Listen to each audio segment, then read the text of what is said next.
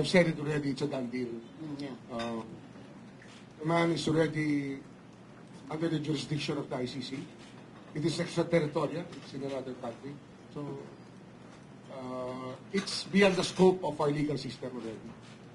We have already turned over the person arrested to the ICC for proper trial in this position.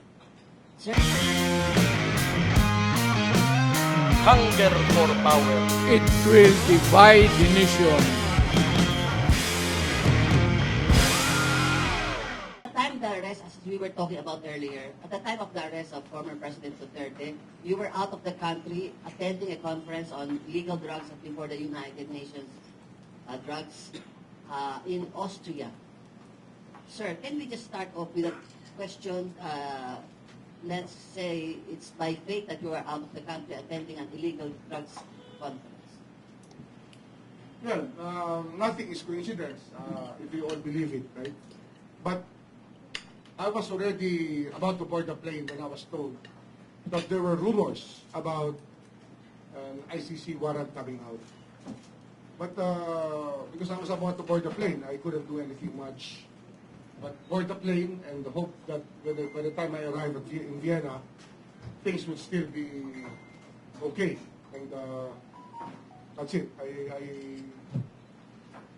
I was able to make calls when at the moment I arrived in Vienna to ask what was happening.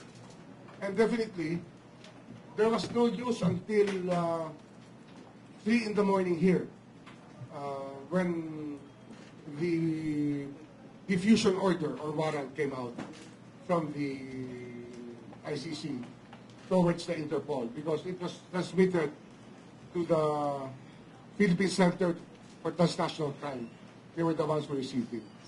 So that's about the timeline that I know. Arriving in Vienna, I had to find out what was happening. And that was also the day after we read the country statement on illegal drugs, on our approach to the illegal drug problem. So that's about the story that I can tell you, at least for that time being, when we found out that there was a warrant that came out. So you were directing the DOJ through Undersecretary at OIC? Who is the OIC then? The OIC of the DOJ was Nicholas T. And of course, I asked the Prosecutor General to make sure that he assisted Undersecretary T in the effort to make sense out of what was happening. Because you have to have a direction and an end goal on what was to be done in a situation like that. And as a cabinet member of the Cluster on National Security, of course, you were your counsel was sought out, but was your OIC attending for you, or you were through? He's a very competent undersecretary. He's a very learned man, and I trusted. I gave him all the trust that one can give a subordinate who you really trust.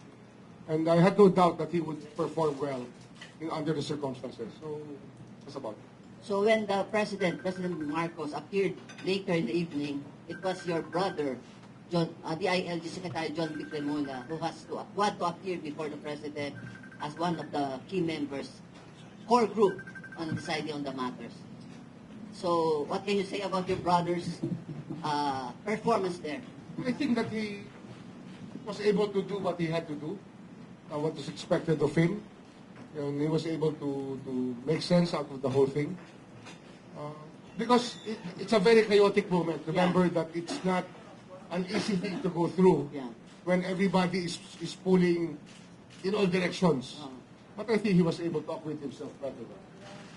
But unfortunately, he's now being dragged into a controversy because he has named his perceived cohorts in the core group, citing Defense Secretary Gibo Chidoro, si Anyo, NSA Security Anyo, and they have the common denominator of being once member of the Duterte clan, official family. Well, that's par for the course. they're part of the national security cluster, and their work is very important to the country. And we really think that there are people who can be beyond politics and just do what the country needs. And that's the highest sign of professionalism displayed by the two gentlemen who were with my brother. And I admire them for that. Secretary Año and Secretary Chodoro performed very well under the circumstances. And since you mentioned about the Solgen personal reasons to recuse himself, I mean the Solgen, and Solgen is under the DOJ. Actually, it's an attached agency. Yeah. His refusal was not on my clearance.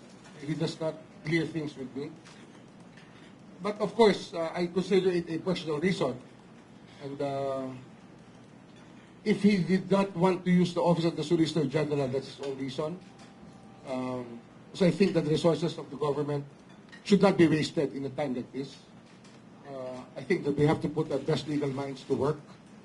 But the DOJ will be more than sufficient to defend the position of the Republic in this matter. I think that it's a time to assert our identity as the lawyer of the people in this case. And since you said it is an attached agency of the DOJ, and he issued a statement yesterday that my reason was not personal but institutional, you don't buy that kind of reasoning. I don't buy that, but it's okay. I will not argue with Mr. Guevara. I will not argue with you. He has recused himself, so we will take up the slack. I don't think that there is anything to make a big deal of. I consider it a personal reason, and we will move from there. We will just move on from there and defend the case in the Supreme Court if there have to be oral arguments. If there will be oral arguments. And since the Solgen was saying, my fate is up to the President as the appointing authority, but as the supervisor of the Solgen, will you take any action against him? I have no comment on that. I cannot comment on that. I think that it's really beyond my pay grade to make any judgment.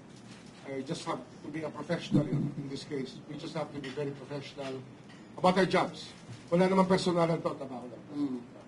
But there's no official memo to him about your sentiments now, about... No, we don't do that. We don't do that. We just talk to each other like gentlemen when we have to. So And, you have talked with him already? I haven't spoken to him, but I will not anymore delve into the reasons behind this move, because we have to move on from here. We cannot stay in the past. That thing is past already. It's a past issue already. So you are saying you are ready to face the next, say you are moving on forward. So you are now preparing for the possibility. Yes, that we will prepare for a possible round of legal arguments if need be, because the way that I've said it already, it's a done deal. Yeah. The man is already under the jurisdiction of the ICC. It is extraterritorial. It's in another country. So it's beyond the scope of our legal system already. We have already turned over the person arrested to the ICC for proper trial in this position.